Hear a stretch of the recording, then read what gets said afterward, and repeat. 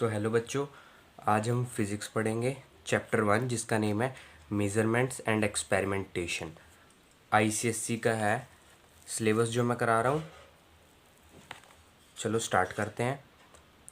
इसमें ना 3 पार्ट्स में डिवाइड है ये जो आपका चैप्टर है मेज़रमेंट्स एंड एक्सपेरिमेंटेशन। फर्स्ट है सिस्टम ऑफ यूनिट्स, और उसके बाद सेकंड पार्ट में जो आपके इंस्ट्रूमेंट्स हैं जैसे स्क्रू गॉज हो गया वो सब है, और थर्ड पार्ट में जैसे आपके टाइम और फ्रिक्वेंसी इन सब के बारे में डिस्कशन किया हुआ है। ठीक है, तो मैं तीनों पार्ट्स को डिफरेंट कवर करूँगा। सबसे पहले हम ए पार्ट से अपने स्टार्ट करते हैं। जो हमारा ए पार्ट क्या है, system of units and units in SI system. SI की फुल फॉर्म आप लोग कमेंट सेक्शन में मुझे बताएंगे। ठीक है, उसके बाद चैप्टर ना मैं बिल्कुल आपको जैसे बुक का एल्गोरिदम है ना उसी के बेसिस पे समझाऊंगा। सबसे पहले मेज़रमेंट, इसकी डेफिनेशन, जो डेफिनेशन ब्लू बॉक्स में है ना ये आप लोग अपने माइंड में याद कर लेना। एक रफ अलग सी कॉपी बना लेना, सारी डेफिनेशंस उसमें लिखते रहना। डेफिनेशंस मैं नहीं कराऊंगा, जो मतलब समझाने वाला कंसेप्चुअल टॉपिक होगा वो हम वीडियो में कवर करेंगे। ठीक है, इसमें तो फर्स्ट पेज में आपके मतलब अभी तक तो मुझे कुछ नहीं दिखा ऐसा। हाँ, एक ये फॉर्मूला देखो, physical quantity numerical value into unit. कोई भी क्वांटिटी होती है तो उसको कैसे रिप्रेजेंट करते हैं, एक तो उसकी न्यूमेरिकल वैल्यू लिखी होती है, दूसरा उसका यूनिट लिखा होता है। जैसे लेंथ, मान लो अगर आप लोगों को कहता है कि लेंथ की मेज़रमेंट क्या है, लेंथ आप सिंपली तो नहीं लिखते ना, 7 के बाद मीटर लगाते हो, सेंटीमीटर लगाते हो, या कुछ भी जो भी जितनी भी हाइट हो उसके बेसिस पे आप लोग यूनिट लगाते हो, है ना। तो ये बताया गया कि फिजिकल क्वांटिटी को ऐसे लिखा जाता है। ठीक है, फर्स्ट पेज पे ये हमें इम्पोर्टेंट बात बता लेती है। अब हम नेक्स्ट पेज पे देखते हैं। नेक्स्ट पेज पे हमें ये बताया हुआ है, यूनिट्स के टाइप्स बताए हुए हैं। ठीक है, यूनिट्स कितने टाइप्स के होते हैं, 2 टाइप्स के यूनिट्स होते हैं आपके। फर्स्ट क्या होता है, एक फंडामेंटल बेसिक यूनिट्स, सेकंड होता है डिराइव्ड यूनिट्स। ठीक है, फंडामेंटल बेसिक यूनिट्स में क्या होता है दोस्तों, जैसे मैंने अभी आपको एग्जांपल बताया लेंथ का, लेंथ एल, ये तो एकदम फंडामेंटल है ना, यूनिट क्वांटिटी। इसके आगे आप इसको कुछ डिराइव कर सकते हो, इसको कुछ मतलब आगे और कुछ लिख सकते हो, नहीं। लेकिन जो डिराइव्ड यूनिट्स है, डिराइव्ड यूनिट्स कैसे, अभी इसी को मैं एरिया लिखूंगा तो एरिया कैसे लिखूंगा, लेंथ इनटू ब्रेथ। दोनों हमारे पास लेंथ आ गई ना, तो एरिया क्या आ जाएगा, डिराइव्ड यूनिट्स में आ जाएगा। ठीक है, ऐसे ही आप वॉल्यूम का एग्जांपल ले लो, चाहे वॉल्यूम क्या होता है, length into breadth into height, derived quantities में आ गया कि नहीं। अकेली लेंथ यूनिट, फंडामेंटल यूनिट होगा। ठीक है, और जो वॉल्यूम और एरिया ये सब जो होंगे ये कैसे होंगे, डिराइव्ड यूनिट्स होंगे, जिन्हें हमें डिराइव करना पड़ेगा। ठीक है, ये दोनों जो आपके टाइप्स हैं ये कवर हो गए। ये देखो बुक में भी आपकी एग्जांपल दिया हुआ है, वॉल्यूम का गिवन है कि लेंथ इनटू लेंथ क्यूब, ये क्यूब का एग्जांपल ले लिया इन्होंने, मैंने क्यूबाइड के फॉर्मूले से आपको समझाया। सिंपल लेंथ, फंडामेंटल यूनिट्स वो होती हैं जो मतलब फंडामेंटल हो, जिनको आप जिनके साथ आपको छेड़खानी करनी ना पड़े। ठीक है, उसके बाद हम पढ़ते हैं कि सिस्टम ऑफ यूनिट्स क्या होता है।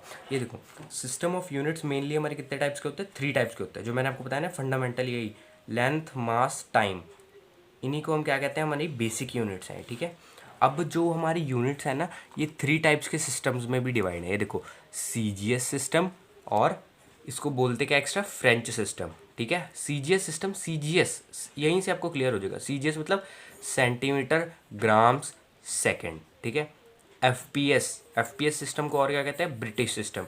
एफपीएस सिस्टम क्या होगा, फुट मास पाउंड, सेम ना होता सभी की स्टार्ट मतलब मीज़र करने के लिए ही है बस, है ना। हर अलग अलग क्वांटिटीज़ में लिखा हुआ है। अब एमकेएस को क्या पढ़ोगे आप, एमकेएस को पढ़ोगे आप मीटर, किलोग्राम, और उसके बाद सेकेंड्स। सारा है सेम ही सिस्टम, बट मतलब थोड़े से यूनिट्स में चेंज है। ठीक है ना, अब आपके हो गए ये सिस्टम ऑफ यूनिट्स हो गए। ठीक है, नेक्स्ट अब आपका जो टॉपिक है ये फंडामेंटल क्वांटिटीज़, इसी के मतलब ये होते हैं फंडामेंटल, जो मैंने आपको बताया कि इसके आगे आप डिराइव नहीं कर सकते। ठीक है, इन्हीं क्वांटिटीज़ का यूज़ करके हम लोग डिराइव्ड क्वांटिटीज़ की वैल्यू निकालते हैं। जैसे अभी मैंने आपको एरिया और वॉल्यूम का निकाल के दिखाया ना, इन्हीं का यूज़ किया था मैंने, देखो लेंथ का। और आपकी क्लास तक मैं आपको बता दूं, आपको लेंथ करना है, मास का करना है, टाइम का करना है, और करंट का कर लो, बस इनफ है। इससे ज़्यादा बाहर आपको कुछ नहीं आएगा, सिर्फ आपको इन्हीं की फंडामेंटल क्वांटिटीज़ याद होनी चाहिए। नेक्स्ट पेज पे हम प्रीफिक्स है। प्रीफिक्स आपका लर्न करना ना बहुत ज़रूरी है, क्योंकि कन्वर्जन में आपको हेल्प हो जाएगी। अगर आपको क्वेश्चन आएंगे ना कि आपको कुछ मीटर में गिवन है तो आप उसको डेका में करके दिखाओ, तो ये आपको ना मतलब प्रीफिक्स तो आपको लर्न करने ही पड़ेंगे, ये आपके लिए बहुत हेल्पफुल होगा। ठीक है, तो यहाँ डेका टेरा तक यहाँ पर कर लो, बस इनफ है आपके लिए। ठीक है, उसके बाद नेक्स्ट है यूनिट ऑफ लेंथ। पहले हम लोग लेंथ के टॉपिक पे कवर करेंगे, ठीक है। लेंथ का टॉपिक में क्या है ना, लेंथ का एसआई यूनिट क्या है, एसआई यूनिट होता है, एसआई यूनिट की मैंने डेफिनेशन आपसे पूछी थी, है ना।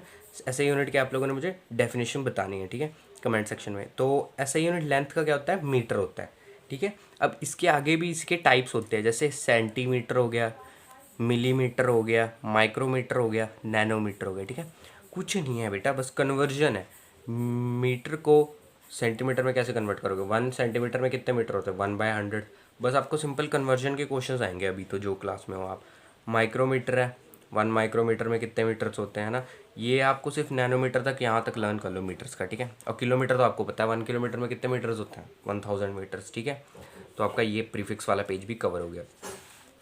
अभी तो कोई इतना टफ टॉपिक है ही नहीं कि जो मैं आपको मतलब पूरा अच्छे से एक्सप्लेन करूँ, बस तो अभी सिंपल यही है।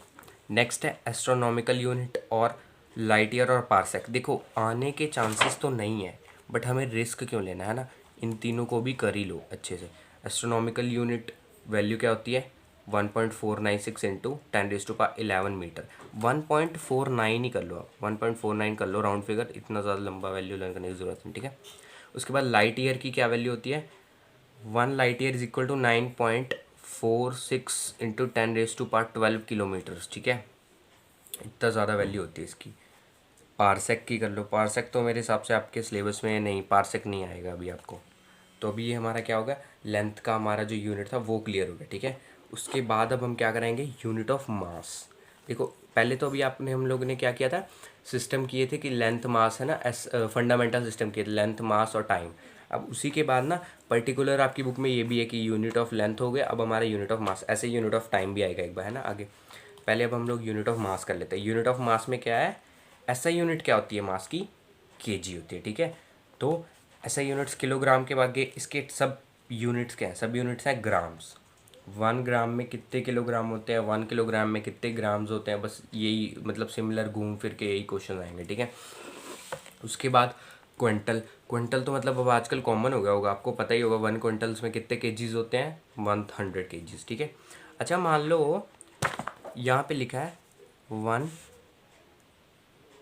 क्विंटल इज इक्वल टू कितने केजीज होता है, 100 केजीज। अब आप कहोगे कि मैंने आपको सिर्फ क्विंटल का केजी में कन्वर्जन बताया। अच्छा अब आप ये बताओ कि आप क्विंटल को ग्राम्स में नहीं लिख सकते। आप मुझे ये बताओ 1 केजी में कितने ग्राम्स होते हैं, 1000 ग्राम्स होते हैं। तो अगर आपसे कोई क्वेश्चन पुट कर ले कि 1 क्विंटल्स में कितने ग्राम्स होंगे, ये क्या, अगर ये कोई बहुत टफ क्वेश्चन है बताओ, इसमें आपको कुछ भी माइंड नहीं लगाना। देखो 1 क्विंटल्स का आपको दिया था, केजी में वेट है ना, और हमें यहाँ पे क्या चाहिए, केजी में नहीं चाहिए, तो हम इस केजी को हटा के ग्राम्स में लिखेंगे, ठीक है। बहुत ही सिंपल प्रोसेस बताऊंगा मैं आपको। 100 केजीज में था ना, यहाँ पे केजी में आया ना 100, हमें क्या करना है, केजी में नहीं करना, हमें ग्राम में लेके आना है। तो हम केजी की वैल्यू ग्राम में लिखेंगे। 1 केजी में कितने ग्राम्स होते हैं, इसी को कन्वर्ट करके इसमें लिख दो। 1 केजी में कितने ग्राम्स होते हैं, 1000। आंसर लिख दो आप लोग।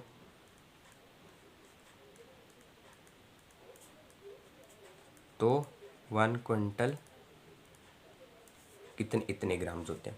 अब मान लो आपसे कोई रिवर्स क्वेश्चन पूछ ले, 1 ग्राम्स में कितने क्विंटल्स होते हैं।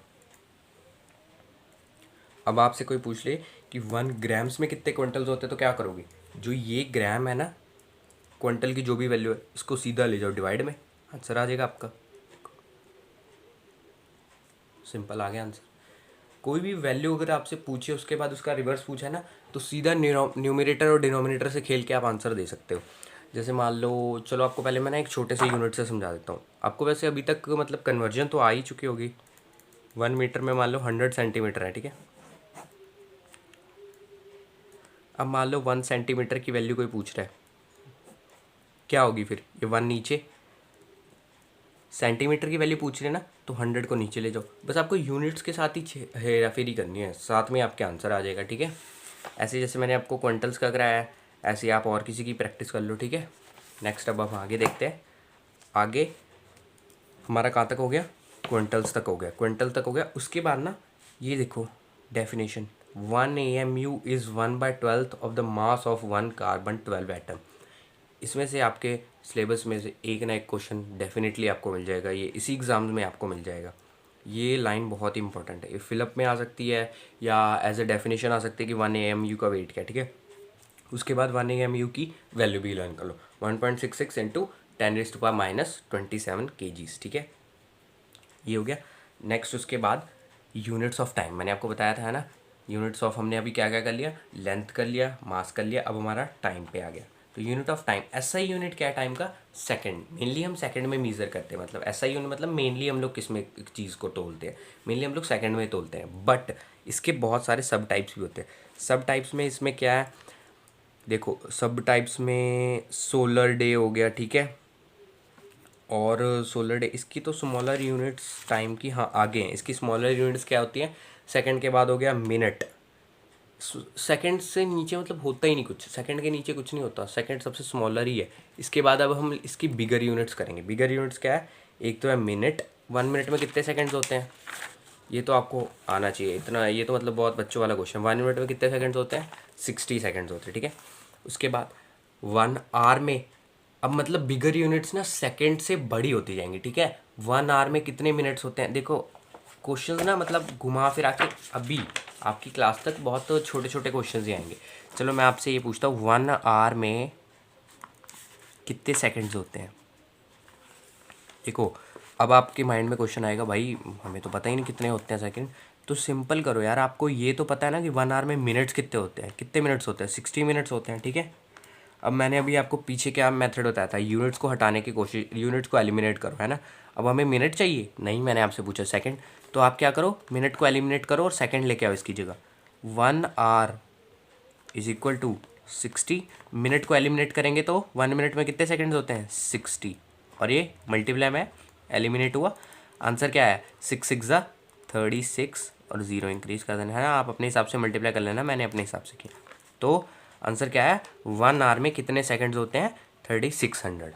अब आपके लिए इसी वीडियो में एक और सेकंड क्वेश्चन है कि 1 सेकंड में कितने आवर्स होते हैं, इसका आंसर आपको मुझे देना है, ठीक है।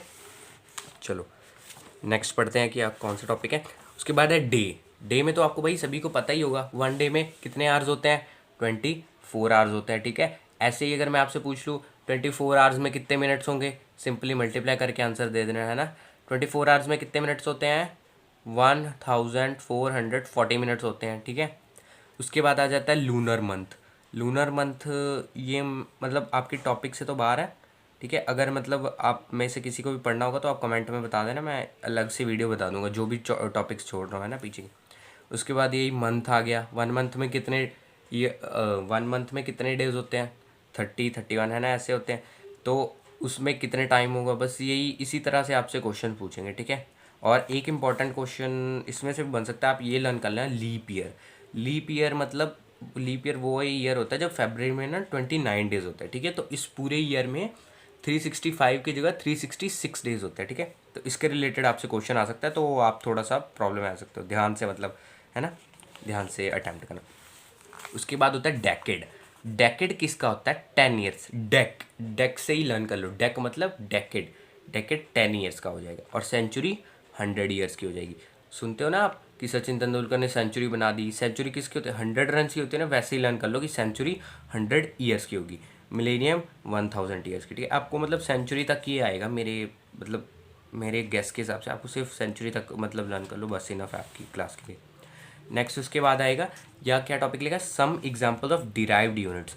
मैंने आपको अभी तक जो पढ़ाया ना, स्टार्टिंग में जो मैंने आपको बताया था, दो टॉप काइंड्स बताए थे ना, एक डिराइव्ड यूनिट्स होते हैं, एक फंडामेंटल यूनिट्स होते हैं। फंडामेंटल यूनिट्स वो होते हैं जिसके आगे हम उसको डिराइव नहीं कर सकते। लेंथ को आगे आप तोड़ के लिख सकते हो, नहीं लिख सकते। सेकंड को आप तोड़ के लिख सकते हो, नहीं लिख सकते।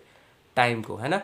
तो डिराइव्ड यूनिट्स क्या होते हैं, डिराइव्ड यूनिट्स वो होते हैं जिसको हम तोड़ के लिख सकते हैं। जैसे अभी मैंने आपको एरिया वॉल्यूम करके दिखाया ना, ये देखो यहाँ पे कितने सारे हैं, area, volume, density, speed, acceleration, force, work energy, momentum, momentum of force, power, pressure, frequency, electric charge, electric potential, electric resistance, 16 total है। इनके फॉर्मूलाज लर्न कर लो, बस इनफ है। सारे फॉर्मूलाज कर लोगे ना, कहीं से भी क्वेश्चन आया आप इसके यूनिट्स डिराइव कर सकते हो आराम से।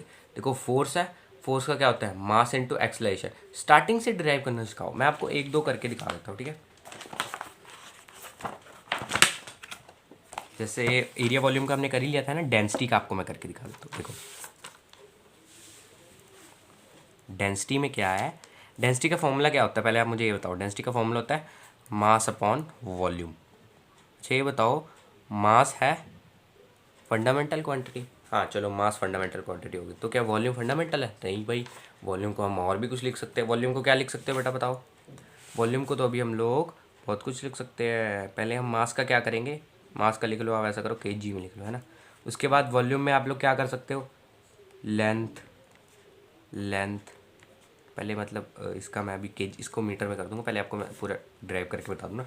लेंथ, लेंथ तो क्या होगा ये, के जी बाय एल क्यूब, ठीक है, एल क्यूब है।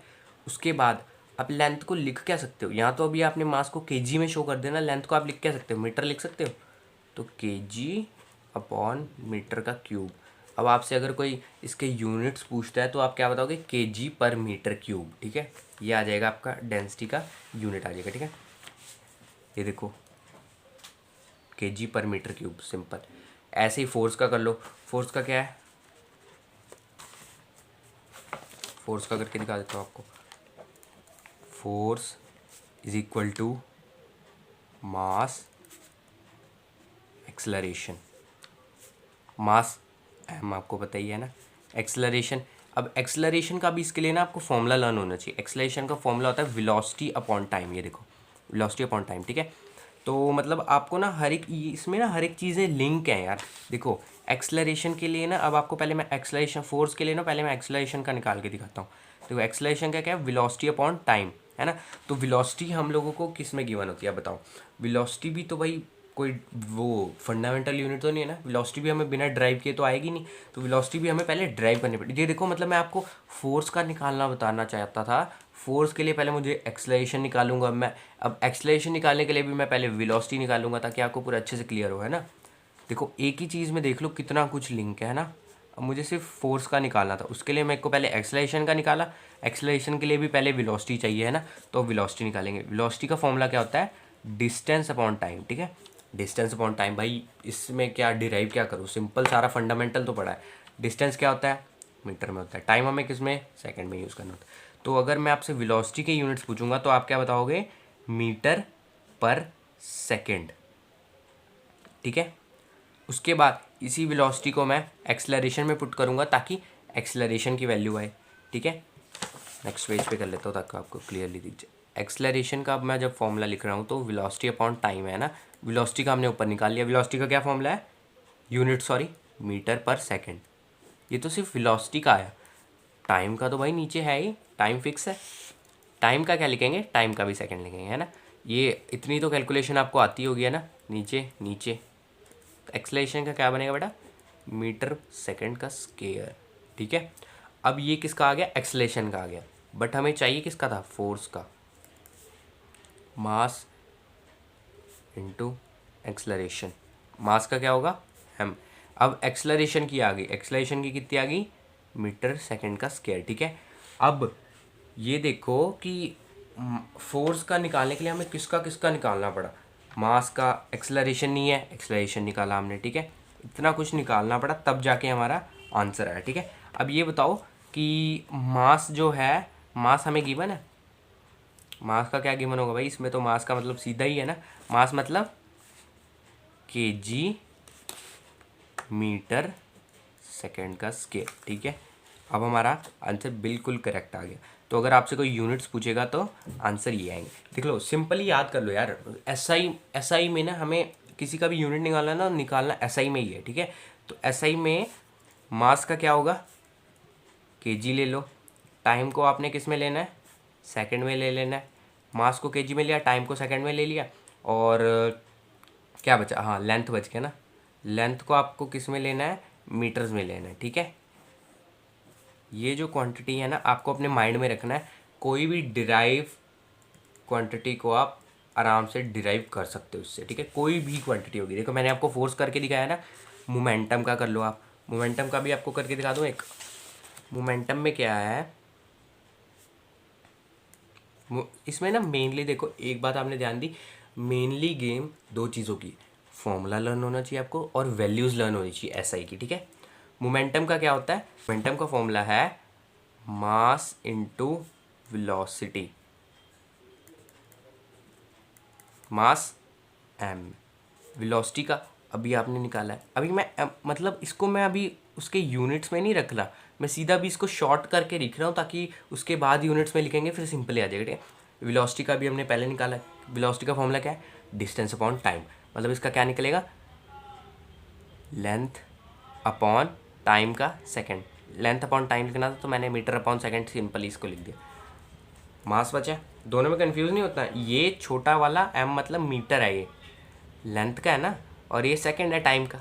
अब ये मास का क्या आएगा, केजी मीटर पर सेकेंड, ये देखो अब ये किसका आ गया, मोमेंटम का आ गया, ठीक है। देख लो मोमेंटम भी अकेला नहीं आया, मोमेंटम के लिए भी हमें क्या निकालना पड़ा, क्या कहते हैं, हाँ वेलोसिटी निकालनी पड़ी। ऐसे ही हमें फोर्स के लिए, ऐसे ना सारे इंटरलिंक्ड है, वेलोसिटी का लर्न कर लोगे एक्सेलरेशन का आ जाएगा, एक्सेलरेशन लर्न कर लोगे ऐसी फोर्स का लर्न, कुछ भी नहीं करना, देखो कितना सिंपल, डिवाइड मल्टीप्लाई करके आंसर आ गया, ठीक है।